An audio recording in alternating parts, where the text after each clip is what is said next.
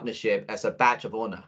We're not just experts, we're enthusiasts, committed to harnessing the full potential of Microsoft technologies as a pure play Microsoft partner, with a team of dedicated UK engineers, from app innovation to data and AI, Azure to security, and covering modern work. We're equipped to support a wide range of Microsoft solutions day in and out.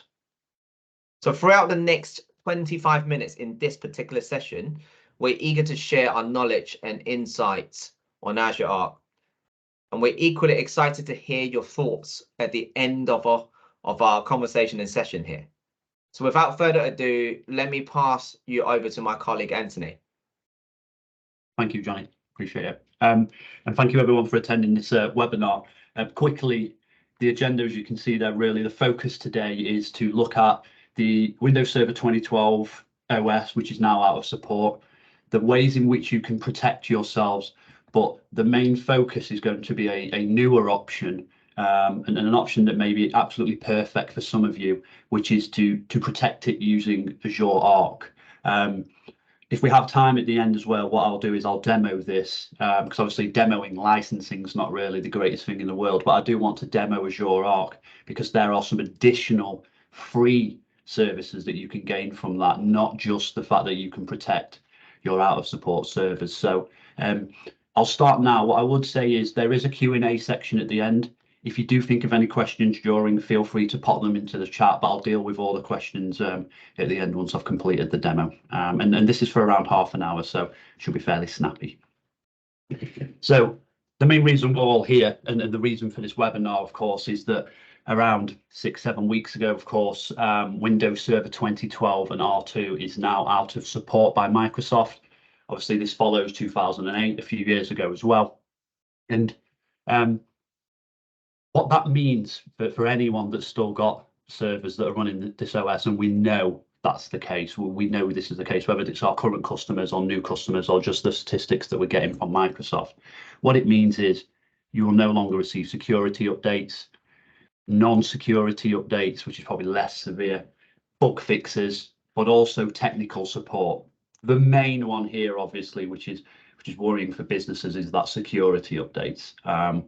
Once it's gone out of support, you will no longer receive them. And as we've seen previously, those older OSs become a perfect place for criminals to attack because they know they're going to be open to newer attacks. So it's really important that you can stay secure.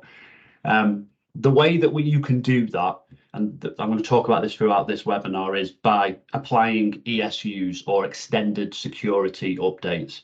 So what they do is they provide you with critical and important patches for an additional 3 years. In 3 years' time, regardless of if you've bought ESUs or not, it will be fully out of support. So, you know, within the next 3 years, if you are running 2012, your aim is to either apply those ESUs, but eventually you need to get off them regardless.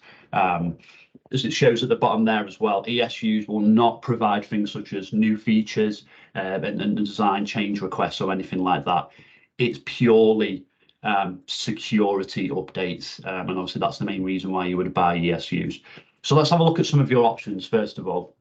First option is if you migrate your out of support workload to Azure, so they live totally in Azure, you receive those security updates for free for the next 3 years. There was a similar offer for Windows Server 2008 as well. This is applicable to Azure VMs, so if you're taking them from on-premises or from a data center. It's also applicable whether you're moving them to dedicated hosts or the VMware solution, and also Azure Stack. So any of those, if you use those and move to Azure, 3 years extended security updates. Why this is also beneficial is you're starting your cloud adoption journey then. So it's not just the sake of let's move them to Azure because then we get updates. You're going to benefit from native monitoring, patching, auto management, but also the ability to use more modernized solutions within Azure. It's really, you know, it's a perfect time. And we see this with other businesses that when OSs start to go out of date, this is our reason, this is the business reason for us moving to Azure. So it's also still available for SQL 2012. which obviously went out of date last year. And also, for any of you that aren't aware, when you move a machine, a virtual machine, from a data center or on-prem into Azure, if you currently license it through software assurance, you'll actually save again because you won't need to repay for that license. So you're saving on the running costs, but you're also getting those free extended security updates. It's also worth noting a rather new addition to the Azure Migrate tool, which is the tool everyone uses or most businesses use to migrate, that can actually now perform an in-place upgrade. Now, I know in-place upgrade sends shivers through most people, but again, as you're migrating it, you can actually have a go at upgrading that to a newer OS into a test network. And if it works, great. You don't need the ESUs, you've actually just upgraded it. But if it doesn't work, doesn't matter, you're going to get those ESUs. So option 1, migrate to Azure. We understand that not everyone's going to be in a position where they can just migrate to Azure. I make it sound so easy. And there'll be many customers out there that actually, for various reasons, whether that's you have business critical workloads or dependencies or cost constraints, that actually you will need to remain on premises. You have 2 options here. The first obvious one is upgrade the OS. Upgrade the OS to something that is supported. Whether you upgrade up into 2019 or you do a side-by-side to Windows 22. Obviously, there's additional benefits here, as it states on the screen. You benefit from those new services and functionality that you get with those newer OSs. But that's an obvious option if you wanted to remain on-prem. The second option is, of course, you buy the extended security updates. So you remain on premises or in a data center. You can't move to the cloud in the next few years, but you need that protection. And there you would have to buy those extended security updates. It's worth noting something here, and there's some small print was quite important. When you buy the security updates, you buy them for a single year in 12-month increments, obviously for the next 3 years. If you wait around now, and then in the second year, so next year, you decide you want to buy them, you have to buy the year 1 and year 2. And if you waited till next year, till the year after, you wait till the 3rd year, you can't just protect for that year. Microsoft will charge you for the 1st, 2nd, and 3rd. So if you are looking to do this, you've got to pay for them anyway. So if you were thinking about doing it in 6 months or 12 months, I'd advise to do it now because you've got to pay for them regardless. And that's a bit of a small print, which I think is really important with this. There's a 3rd option now, and obviously kind of the main reason why we're having this chat today. And that 3rd option is kind of a middle ground. Let's say you want that protection and you know you're going to eventually move to Azure. It's not a small feat, it needs a lot of planning. But you'd like that protection and you don't want to be locked into that kind of 3-year or 1-year increments. Then you can now protect those servers using Azure Arc. This isn't an Azure Arc specific webinar, but to give context, Azure Arc is a service that allows you to take workloads that may be running on premises in a data center, actually in other clouds, AWS or Google, and pull them through and project them so you can manage and control them in Azure. And this is something I'll demo. So they're not living in Azure, but you can pull them through and they look like they're in Azure and you can manage them from there. Once you've done that and you project them in, you can add extended security updates through the Azure portal and apply them to these machines. Now, why is this beneficial? Well, 1, as I've mentioned, if you've got plans to move to Azure, this makes sense. 2, it's billed on a pay-as-you-go model monthly. So if you know you're going to migrate in 6 months, 7 months, or even a year or so, you can only pay for those months, and then when you decide to migrate, great. Whereas obviously, if you go down the other route on-prem, you're paying for those 1-year increments. If you've got an Azure consumption commitment, you can draw down from that to pay for these ESUs. And of course, with most services in Azure, you can then use Azure Cost Management to analyze and see these costs across any other workloads that you may have in Azure, or you may not have any. You may not have anything in Azure right now, but all you want to do is protect them. That's fine. Additional benefit as well is there's no need for activation keys. You can purchase these extended security updates directly from the portal, apply them from the portal, and remove them from the portal as well. And as it states at the bottom there, Arc can be deployed at scale. quite easily. So you may have hundreds of machines, and you can use group policy to pull them through into the Azure platform. Azure Arc wasn't originally made for this, but it's a great use of it. And to cover quickly, Arc has additional services, which again, I'll look to demo today, that you'll benefit from if you do this. And some of them are free. So if you pull those machines through, not only have you protected them now against an out-of-date OS, but you can patch them from Azure as well. Completely free, single pane of glass. You can track them, you can run inventories, you can understand registry changes, application installs, for example. You can audit them. So similar to now when you may use group policy, you can audit them from within the portal, audit whether there's certain certificates on there or password lengths or whatever you may want to do. And finally, part of a free service is the Windows Admin Center. So when you pull these machines through into Azure, you can actually log on to the machine through the portal. So for example, you may have a hybrid environment now. Some workloads are in Azure, some workloads are on-prem. That adds management overhead because you've got multiple dashboards, multiple screens to kind of monitor and manage these workloads. But if you pulled all the on-prem ones into Azure through Arc, you have a single pane of glass to do updates. You have a single pane of glass to do monitoring. You have a single pane of glass to log on to the machines. Obviously, this then means certain skill sets you don't need as much. You don't need to be good at Azure, but generally it just reduces that management overhead. Talking about securing, though, there are other services that Arc can be used for your workloads. They are paid for, but protect the machines using Defender for servers and also using Sentinel. So if you've got Sentinel service or you take the SOC service from Transparity, for example, we use Sentinel. We can pull that data even from your on-premise machines, and that gives us that full view of the security across your estate. It's also worth noting, but not something I want to go into detail, is you can actually pull VMware vSphere into Azure now. So from that single pane of glass, you can create VMs that actually live on-prem through Azure. You can create networks and templates. So you can see there from just the Azure portal, you can create VMs, you can monitor VMs, you can patch them, and if needed, you can apply these extended security updates from a single pane of glass. And I'm actually going to go ahead and show you this now, so you can see first of all how we do it, but also some of the functionality that you get.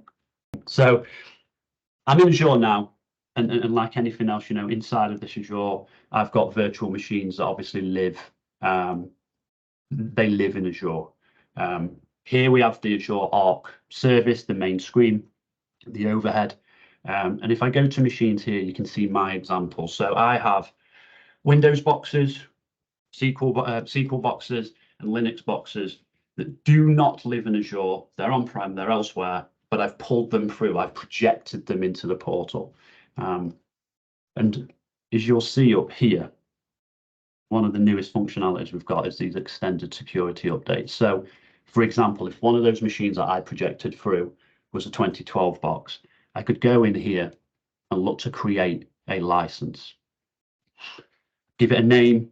I can tell it when I want it to be activated. I can select a specific SKU, depending on what you're using, of course, data center or standard.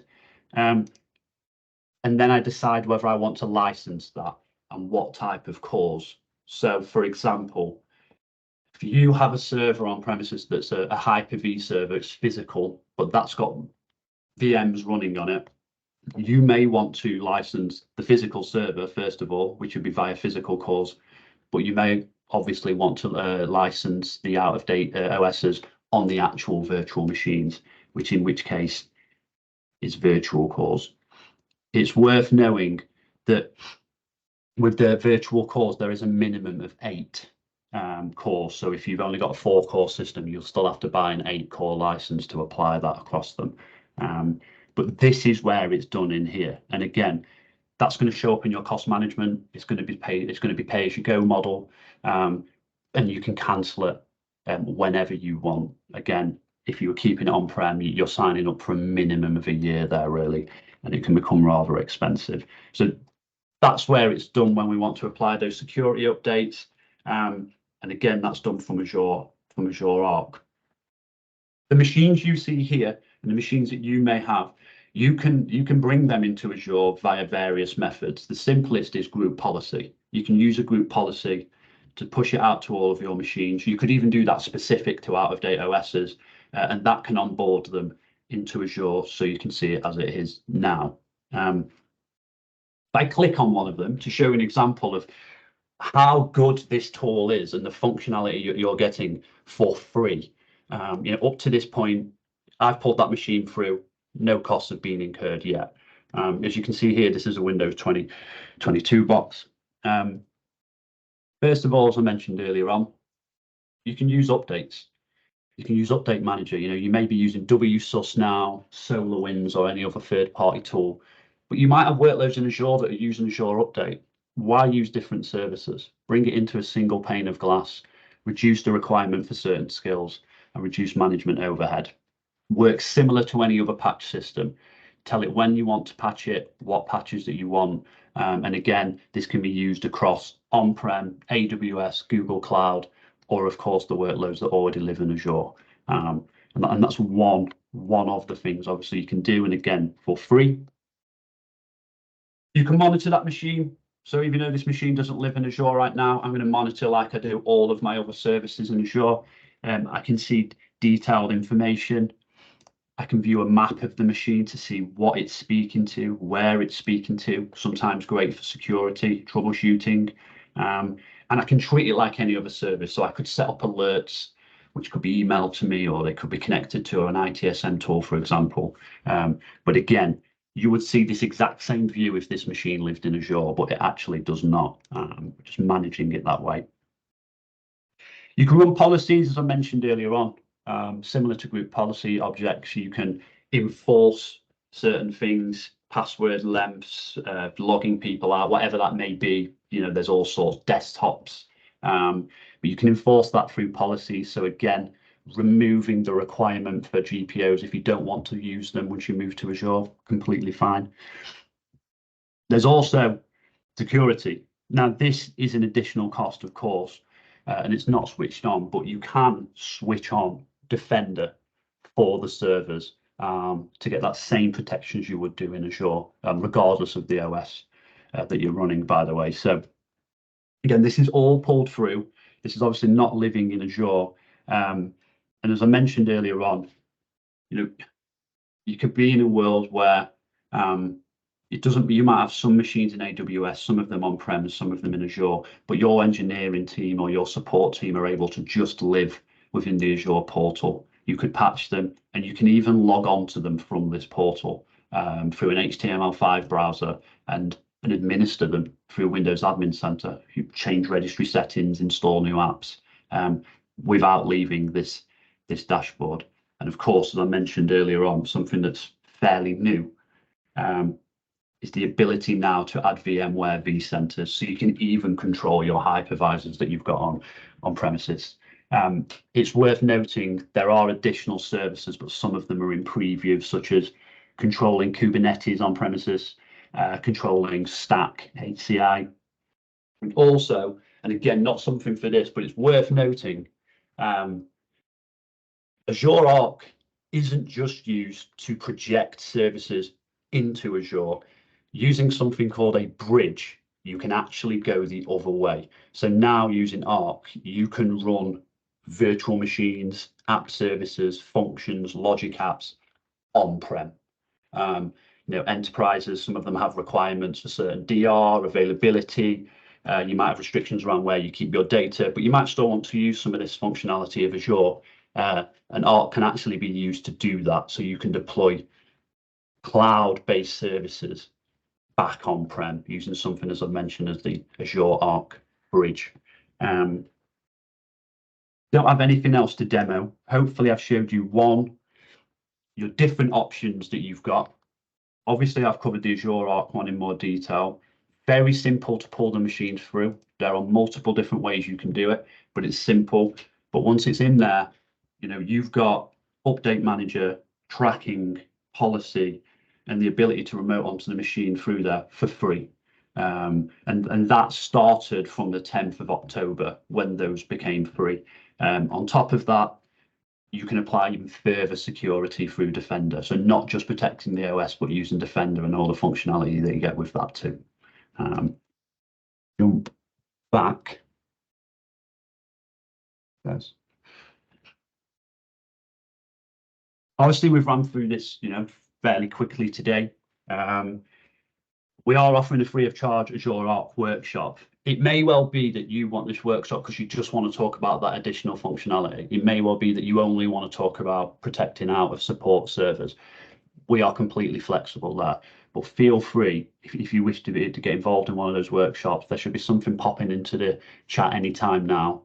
That's my cue. And if you fill that out, then we're more than happy to spend some time with anyone to discuss this further, demo this further, and understand your specific requirements around the licensing and out of support. And with that, first of all, Susie, are there any questions in the chat for me?